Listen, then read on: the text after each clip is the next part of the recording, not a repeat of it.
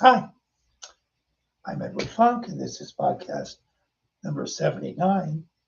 Uh, Loretta, Loretta Young overheard her husband say that she's a lousy wife and a lousy mother. Uh, what he didn't add, though, that it was okay that she paid all the bills. Okay, now let's go all the way back to the day Tom Lewis became the father of his first son, and it's Chris. He was swept away with joy. For Tom, Chris was like a reincarnation of himself, but this time he'd be starting out with all the advantages. Tom had been a very attentive father to Judy up until the time that Chris was born. She had been his little girl. Now, at age 9, Judy was dismissed almost as an outsider. Loretta tried to compensate, but Judy was a sensitive child and aware of her father's rejection. The way Tom treated Judy was troublesome, to say the least. Loretta recalled, Tom was really terrible to her. Little things that would just kill any little girl, particularly a sensitive little girl. There was a bracelet that she saw in a shop when we were vacationing up at Lake Arrowhead.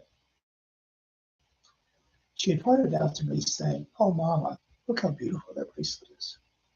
I showed it to Tom and said, "Judy's crazy about that bracelet." Now, Paul Henry, you remember him from the Ingrid Bergman movie, Ingrid Bergman's husband in um, Casablanca, and also Betty Davis's love and now Voyager. But anyway, that's who this is. Now, now back to Loretta's quote. Paul Henry's daughter was having a birthday party while we were up there, and Tom bought the bracelet and gave it to her for her birthday present. We were all sitting at the table as she opened it. When I saw Judy's face, I thought my heart was going to burst. Tears started to fill her eyes. All she could do was to keep them from falling. I looked at Tom. His face didn't show any kind of expression. In the meantime, I slipped my hand over Judy's and squeezed it hard. I got the saddest little smile back. Now, it may have been on that same trip to Arrowhead. I remember Judy and me were walking together on a path when Tom came up and pushed Judy back and he said, "She's my wife. You walk." He laughed as he said it, like he was joking, but she knew better, and I did too. He laughed as every time something like that happened. I lost more respect for my husband and grew more protective of my daughter. I tried to talk to him. Tom, she's a little girl. She doesn't know what you're talking about.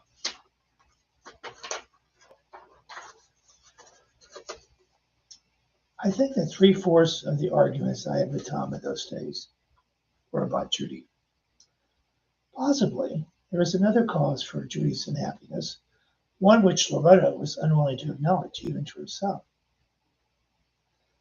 Loretta's sister Sally recalled Judy at age 3 or 4.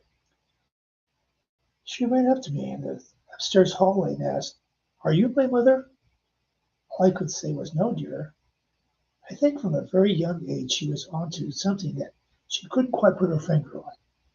Loretta's response to Judy a few years later, when she inquired about her biological parents, a narrative stating that her parents were killed in a car accident. I'm surprised Loretta admitted this to me. It was certainly a questionable thing to do. Just as Loretta knew that about her husband, let me back up. Just as Loretta knew that her husband did not like her daughter, one night she learned that he didn't like her. Loretta recalled, we were at a party at Shirley Burton's, he's a descendant of the Vanderbilts, and my brother-in-law, Norman Foster, offered to get me a drink. I said, "Oh, I don't like to drink." He said, "Well, you don't know how to drink." Uh, so he said, "Loretta, Just drink champagne and put a cube of ice in it and you won't have any headache. I said, all right, I'm going to try it. So all that night I was drinking champagne and having a great time.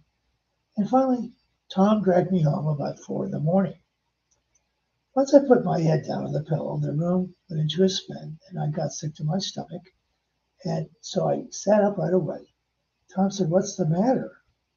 I staggered out of bed and headed to the bathroom. I don't recall how long I was in there, but finally I managed to return to bed, climb in.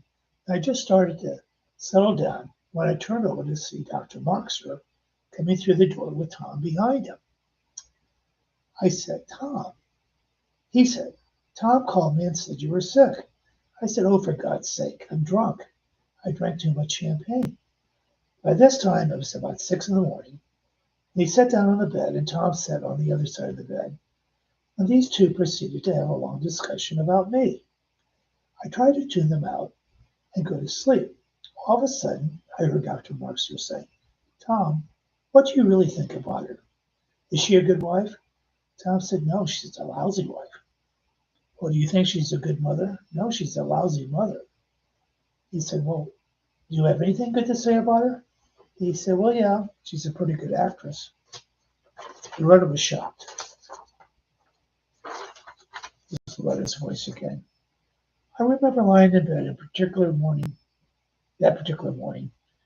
and I knew at that moment that he didn't like me as I was. I hadn't met many people in my life who didn't like me. I was always liked by my family. I may have been a little headstrong, but they loved me really. Tom didn't. My family had always seen some compensation that balanced my faults, but the only compensation I was to Tom was that I was a pretty good actress. It was the first time that I realized that what he really thought. I think that killed every bit of tender love I had for him. I looked at him and I thought, it really doesn't make any difference what I do. That's what he thinks about me, and I don't think it'll ever change. Now, this is my own PS that helps explain this matter. As noted in several previous podcasts, Loretta's Catholic religion was very important to her. Her teaching then, as it is today, is once you're married in the Catholic Church, that's it. You can get a legal divorce from the state, but the Church continues to see you as a married and does not condone any subsequent marriages. The only exception was if the Church annulled your marriage, which was particularly hard to get back in those days. So when Loretta heard that Tom Lewis said about her, she knew she had many, many bumpy years ahead. So that's it.